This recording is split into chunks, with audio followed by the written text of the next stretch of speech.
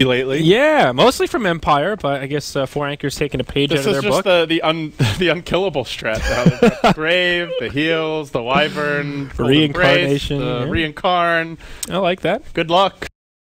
They've got a reset button to counter the 4 Clovers reset button. Yeah.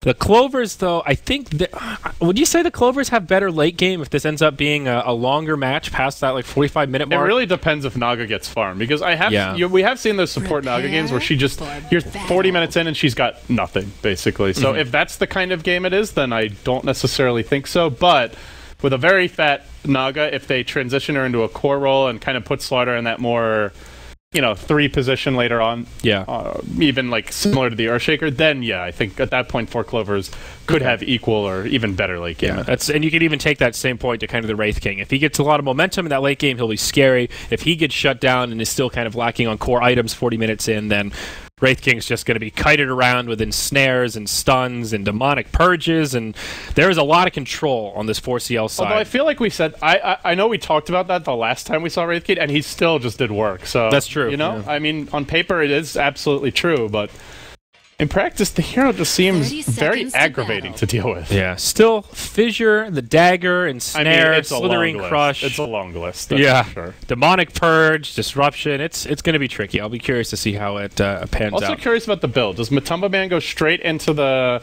blade mail rush like we saw the other day, from Silent, from Silent, or are we going to see a Midas pick up early on? Does he go into Blink quickly? They already have Clock to initiate, so I think you're less likely to see the Blink, but we'll just have to wait and see. Oh, this Dazzle set. This is one of the newer ones. The Bone Saw. He's got a weapon that's an axe. That's kind of cool. Like it. It's really breaking my immersion right now. Ain't no Dazzleator though. I'll tell you what. The Dazzleator, is that a real set? Yeah, that's the Anuxi. You don't know about the Dazzleator, LD? No, I'm not familiar with the Dazzleator, I must say. It's the Anuxi Dazzle set, man. That thing it's pretty cool. It looks just like a Deso. Let's be fair. You're easily impressed by anything that has the name Dazzle slapped. That's true. He's got some. But I'm cool sure since Anuxi did it, it's great. It actually, it's one. I haven't really seen a bad set from her, to be honest. Yeah, it definitely lives up to that expectation. You'd imagine. Looks like the lanes will be fairly predictable, straightforward here. Nothing too crazy. Bambo goes offlane with the Shaker. That's that one little change of pace that we talked about. But safe lane Slardar, Naga already stacking, pulling, doing all that stuff. Trixie with the offlane Clockwork, and Volix will start in the jungle on the Dazzle. So already he wants to get some stacks going for Nymphy so the Shadow Fiend can get some farm early on. Trixie getting a little threatening here towards Vank score, but he knows he's up against the tri-lane for now, doesn't want to take too many chances. Looking at our lane matchups, Queen of Pain versus Shadow Fiend mid. Generally these first few waves are very important. Nymphy's already used all of his nukes, but he's got the bottle coming out. So with the bottle rush, he should be relatively okay. Waga unable to fully deny him from CSing, and pretty much impossible if Shadow Fiend wants to use those early raises to spam out the wave. They also even go the next step and put Volix behind him just in case. And between that and the bottle coming out, Nymphy should be set up for reasonably decent success moving forward. Yeah. Also definitely. The jungle getting stacked already. Yeah, with this matchup, you'll sometimes see supports on the Queen of Pain side just try to bully the Shadow Fiend for that first wave, like you mentioned, so he can't rush out his bottle. And sometimes you can get that snowball going the other way for the Quap. We'll see Waga get very aggressive on the Nymphy here. Almost finds a kill. Dazzle will heal him up. He'll sip the bottle. He would have died if it wasn't for that. Yeah, he lives. And Dazzle did not have a shallow grave. He's still only level 1. So Waga had some options there. That was... Whew. Trixie up top. Here's the setup. Soul Catcher to boot. EGM nearby. Has the ensnare at level 2. Already hit him with the Riptide. Trixie should be going down here. Power Cogs just buys him a little bit of time. First Blood comes out for the Naga Siren. And if EGM wants to rush that Relic, this is the dream start. All right, fuck it, guys. I'm not support anymore. Bambo, come top. I'm going to be farming. But it could happen. It's not going to be now. It's going to be once Slardar gets the treads and the blink. But yeah, I definitely think... the better game plan is to give the Naga farm priority at that point. While Slardar scales pretty well with items, he's just terrible at flash farming. Absolutely atrocious. And most of what he gives you comes from his kit. He doesn't really benefit from items to the extent a Naga does. The only spell that really scales well with items is Bash. And yeah, that attack speed. Generally, like you mentioned, he's going to be kited to some extent later on anyway, so... I think they should, later on this game, most certainly put Naga into the core role. Yeah, we'll see what happens with the Earthshaker in terms of the timing on that Blink Dagger, but with the 2 Blink Dagger carriers, Slardar will sometimes have that luxury of being able to not be the first initiator, a Fissure to start it off or an Echo Slam, then he can follow up, come in with the Crush, and kind of clean house. That's really the dream for a lot of Slardars, is not to be that first initiator, but have someone else to start it off so you can follow up and kind of intimidate them, get them on the back foot, because there's no running from a Slardar when he's got that sprint on. Bambo getting dove pretty deep here, almost to the tier 2 by Matumba Man. Matumba not feeling strong enough here, does not want to take damage from that tier 2 tower as Bambo stays safe. All right, nicely played by the Shaker. Bambo's holding, or rather, Matumba Man holding a skill point for now. Took the 1 point in stats. Hasn't decided what he wants to do with his level 4. Can go lifesteal if you want to jungle a bit earlier. The Mortal Strike if you think you may have a potential kill. Yeah, for now, just not skilling. The problem with the early Vampiric is the creeps push a little more effectively. Yeah, they're already having that issue. You generally skill it. Yep, and the crit, not really known for its 1 point wonder, 15% to do 150 is not so great. Bambo, well, poked by the Arctic Burn, but Boogie can't find the kill. Yeah, so not really losing too much here by just holding on to that skill point. I don't know, some people like to grab the crit early on, but the first point is really lackluster. Yeah, I mean, the other thing with grabbing the crit is that sometimes you crit when you don't want to, and then it messes up your last hitting, so... That is true. Something that, if you played a lot of Jug, which I think a lot of people did before he got nerfed, you find out the hard way, it can really work against you to have the crit skilled up early.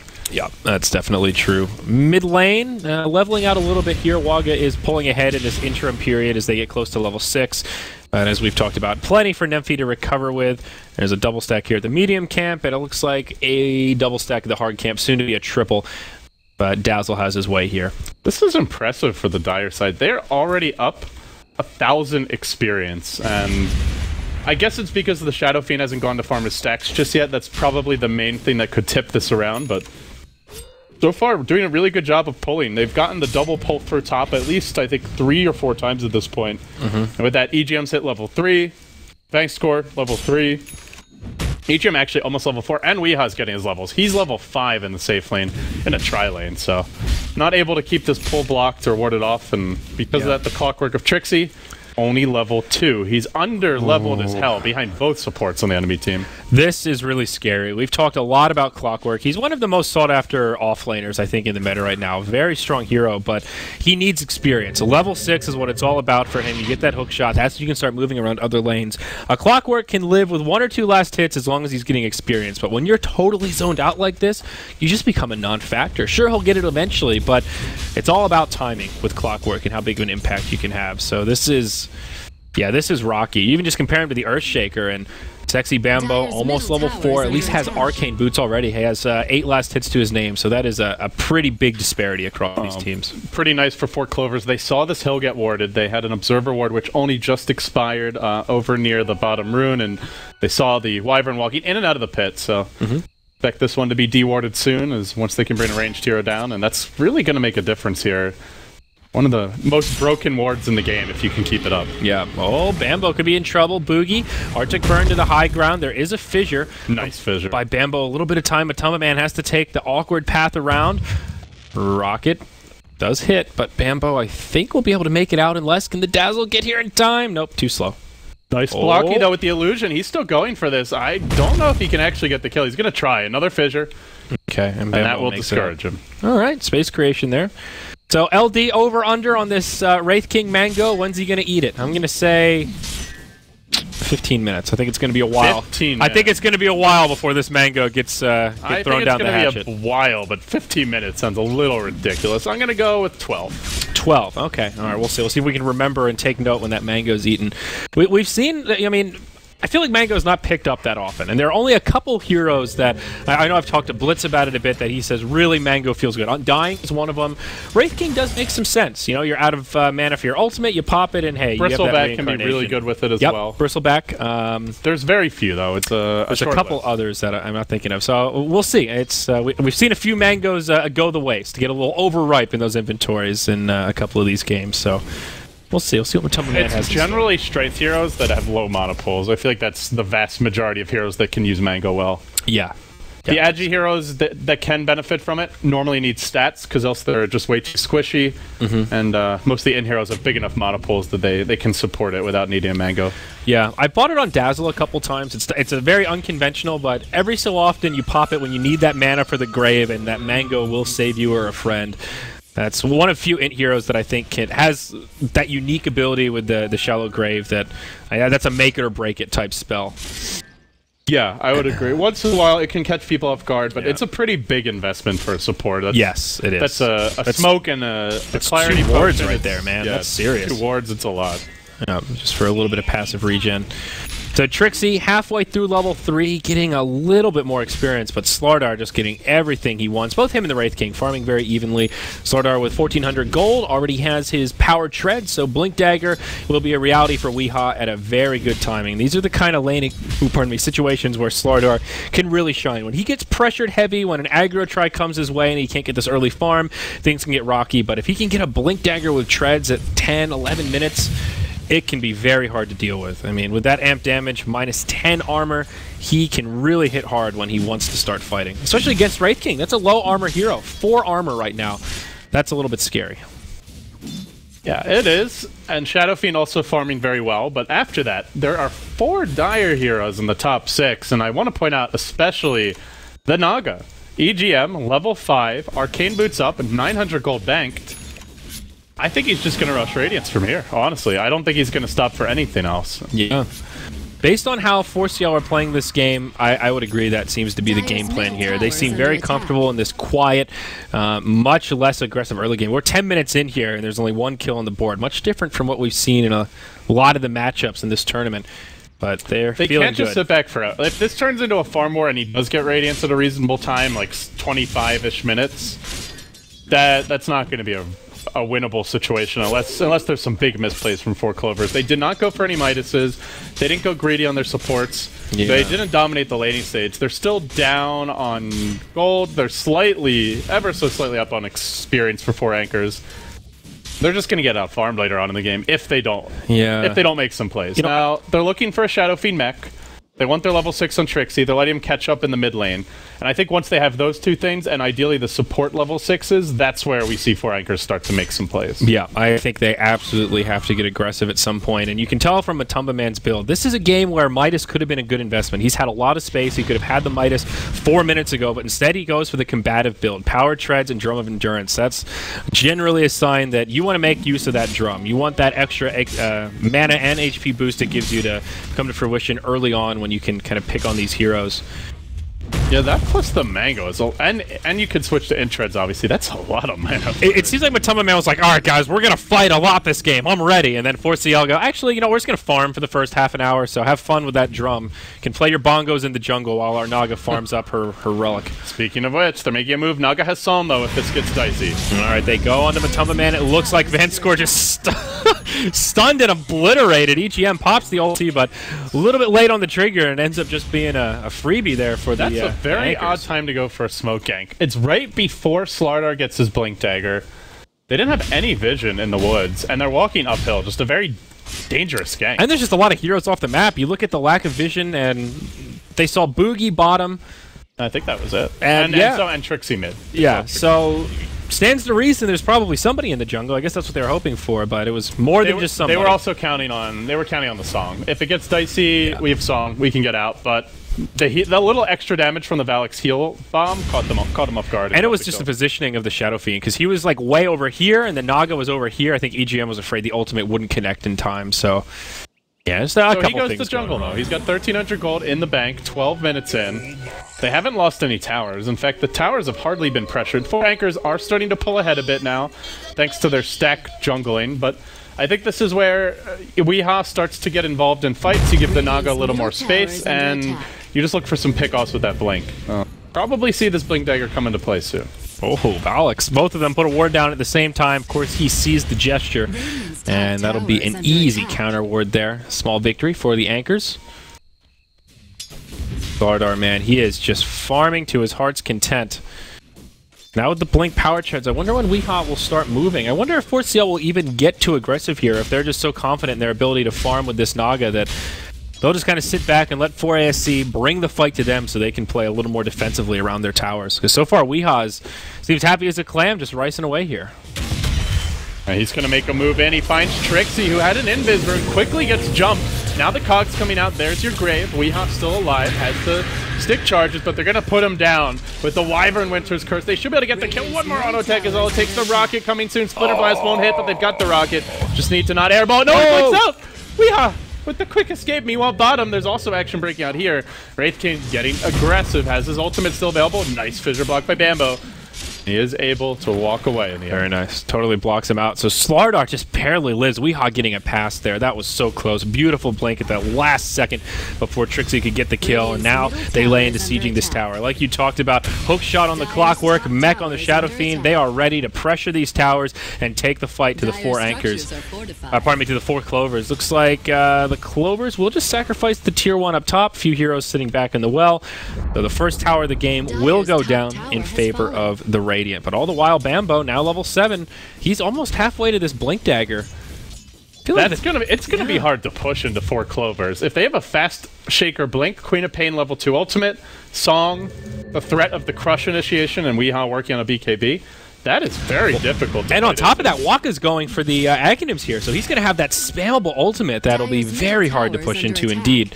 Matama Man rotates mid, but Waka easily survives and will just TP back. Whoops. Now looks like EGM does continue to farm the jungle. The one concern here, though, is they're giving up these towers without much of a trade. Just farming, and you give up too many, 4 anchors may get the momentum they need to take the Roshan, and maybe even to try to threaten tier 2s, and if not the high ground. It's a good point. These tier 1 towers are key access points to getting to the Roche pit quickly, and with a Shadow Fiend... just gonna 5-man at bottom now. No medallion, but yeah, they can take out Roche pretty quickly. Hookshot onto Bambo. That's a dead Shaker. The Blink Dream is dead. Well, or deferred. Delayed, yeah. And Wraith King grabs his Blink Dagger. So Drum Blink, much different from the build that Silent went for. Silent seemed to take it into 3 steps. I want survivability, I want mobility, and then I want damage. And this is kind of somewhere in the middle. Drum Blink, not the most survivability, but I didn't even need it at this point. I mean, this Wraith King hasn't really taken much damage. Having that initiation tool will really come in handy. We'll see him use it up here. Top. Now a TP coming in as well. Weehaw stunned up first, but EGM, Song of the Siren to break up the fight. Nemphy can't do a damn thing about it. He's stuck in sleepy time. And the rest of the team will back up. There you go. Space created for the 4 Clovers. Yeah, Song is on cooldown now. Might be where 4 anchors look for a play. They do have a ward here in the top lane, so they have seen the Naga moving back into her jungle. You want Bambo right back to farming the bottom lane, but he's got to be careful. Weehaw's going to join this as well, and there's no vision. This might actually be a kill if Alex gets caught. Oh, Weehaw looking for an opening here, but can't quite find it. Just lacking on the vision. Now Shadow Demon smoked up. He's going to walk right into Trixie. Soul Catcher, but Winter's Wyvern's ready. Okay, Vanscore locked in place. Waga thinking about coming up to help his friend, but just turns and says, nah, Sonic Wave not going to do enough there. My team's down bottom. These movements into the Radiant jungle are very risky. They just showed the Slardar moving bottom, not finding the Dazzle. Shaker's already in the lane. The natural response as Radiant is either you go for a play like straight down mid or top and push a tower, or they immediately respond by moving through their jungle to defend the bottom lane. That was a pretty risky blind smoke up the hill again, and another death. Yeah, it really is the same kind of a scenario as before. Just no vision. Let me walk up here and see what's going on. And oh, wait a second, I don't have a retreat. I thought he was looking to place a ward, but he didn't actually have any in his inventory. Maybe just trying to get some intel, but giving up a life just to see that there's a couple of heroes in the Radiant jungle hardly seems worth it. Yeah, that's true. Well, tier 1 down bottom, the slow siege here from 4ASC. You got the Shadow Fiend just kind of lobbing into it. The Wraith King is not part of this party. He's currently in the mid lane doing a little bit of split farming. Just have 2 points of Vampiric Aura, so his presence for pushing these towers is actually quite helpful just to have that extra sustainability against the creep wave. Let the creeps have some extra sustain.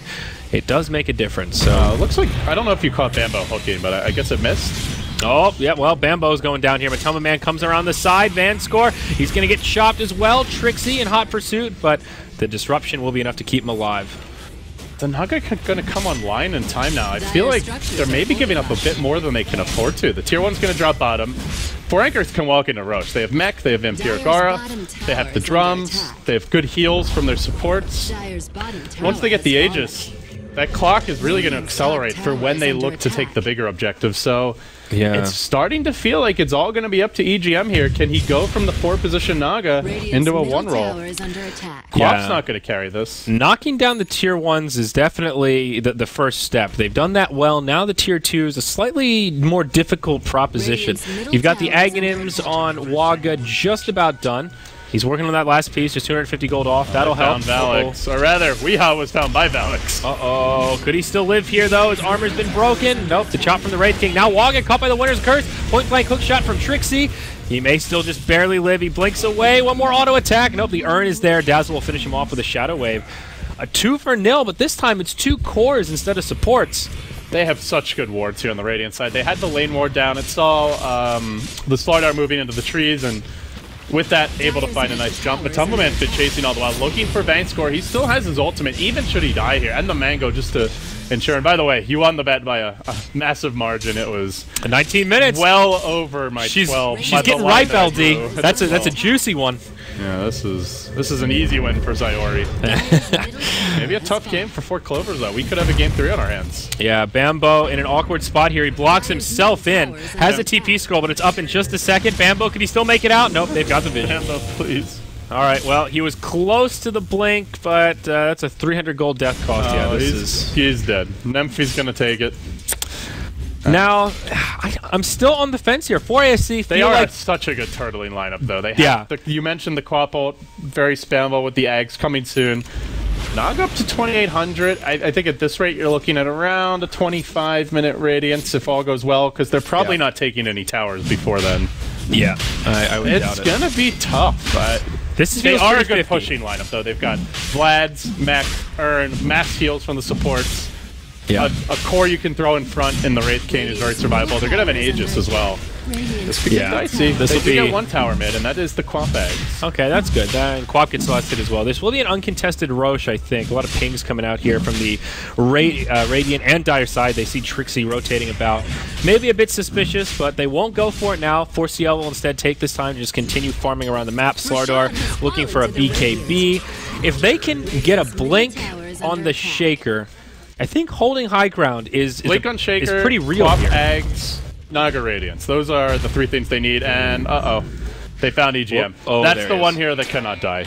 Big pick off for Trixie. He had an Observer Ward, recently planted down, scouted the movement. Naga unable to get a Son off, and meanwhile bottom Bambo being damaged heavily. The TPs will deter the dive here. Now Valix gets initiated on by Weehaw. Slithering Crush connects, and yeah, that'll be a dead Dazzle. Even Sonic Wave deployed. He used the ult before the Axe was delivered. I was just going to say, with the Axe, that's why you would wait a second. Okay, they really wanted to make sure he didn't TP out. Top, I think, where he was, and then he TP'd bottom, so now it's just running back to it. Oh, man. Maybe he thought it got delivered, possibly. That's unfortunate, but Wraith King hops in. He stuns a creep by mistake. He certainly gets the creep kill there, but now a disruption. Matumba Man, he's all by his lonesome. His will utilize the ultimate here. Bambo, please. Bambo gives him the Echo Slam, but they've got a totem. Fissure right afterwards. Coming in the river is Boogie, but Weehaw's right there, ready and waiting for him. Matumba Man should fall. Wagamama blinks forward. Boogie will also go down to all this damage. Uses a Winter's Curse, just kind of tickles Waga. Not a huge amount of right click. What a great play by Weehaw there, though. They have a ward over near the Roche pit. They're not done yet. Nemphy just blows up Vanscore. 1-hit KO, but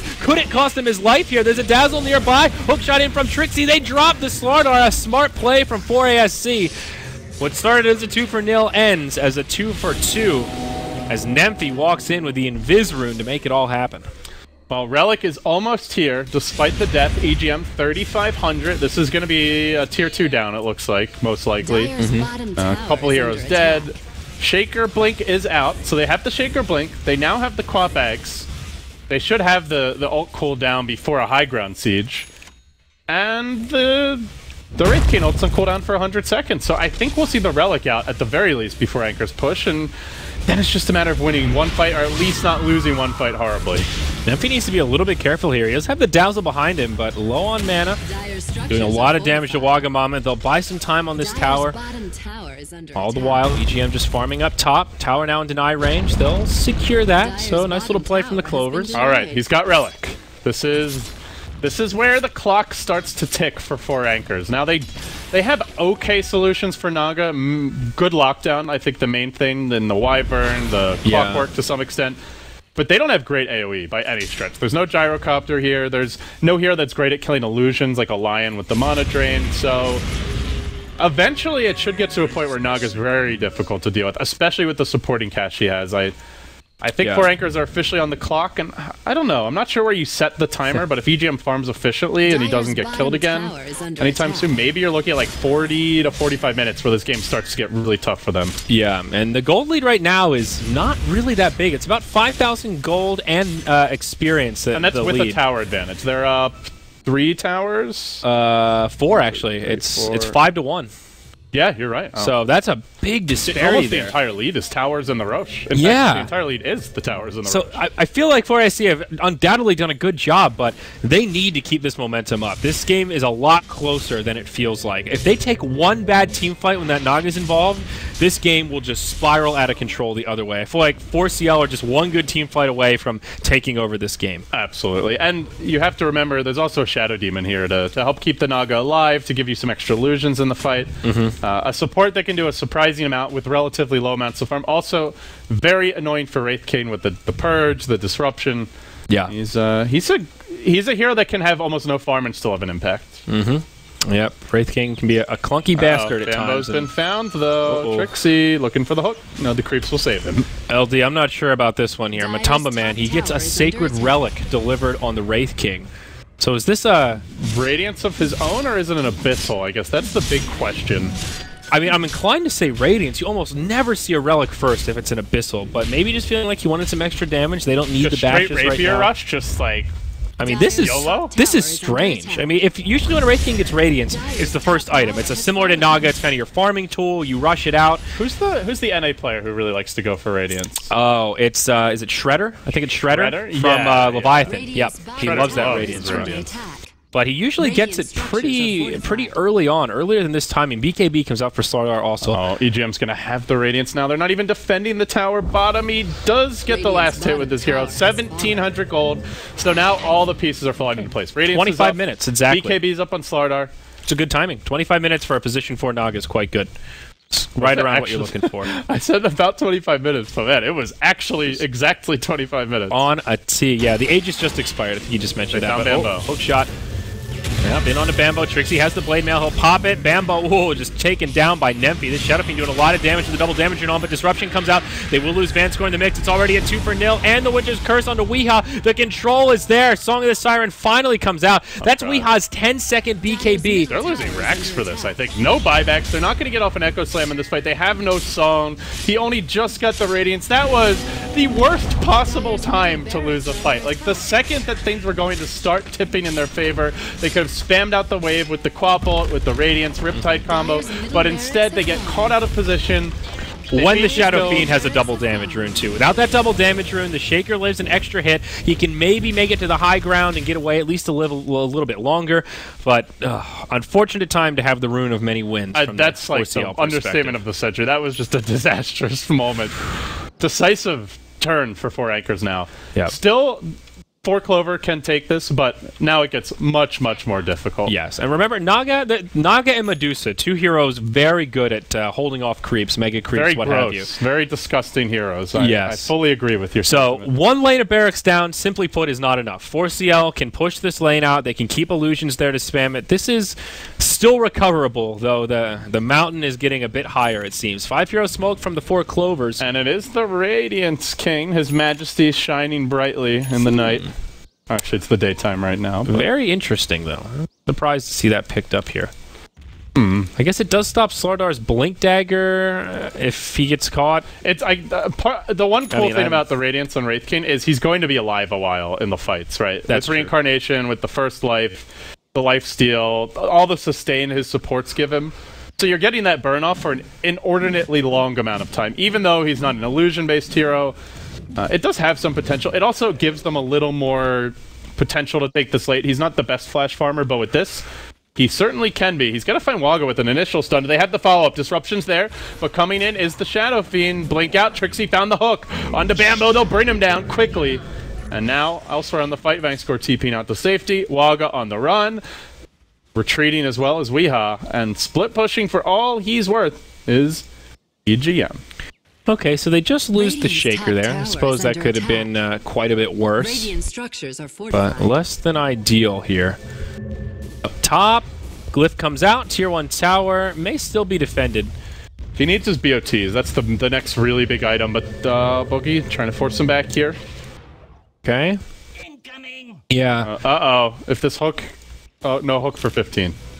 And EGM will just play it safe. Song of the Siren. Oh, he's going to set up for the Slardar. They want to fight this. Weehaw's on his way over. This is going to be a crush on 2. Indeed it is. They're going for Boogie. He gets a first hit bash to boot, but no, the winner's curse still comes out. Boogie able to get off the cold embrace. He'll survive at least for now, but they finally finish him off. That's a kill for the Dire, but now reinforcements are here. Matumba Man wants EGM. He'll get it on that side, and Weehaw trying to find a spot in the trees. Pops his BKB, but now on the run, and he may still die. The minus armor is just too much. Oh no, that's a 9-second BKB. Essentially wasted. And Vanscore, he can be in trouble here as well. He's forced to TP home, but Tumba Man won't find him. That is the power of having your tier 1 up at 28 minutes into the game. If the tier 1's not up there, that's a completely different fight, but they can bring the whole team in quickly. They have that nice point to project their forces out onto the map, and for this strategy to work at the state of the game, Naga she can't die. She has to farm.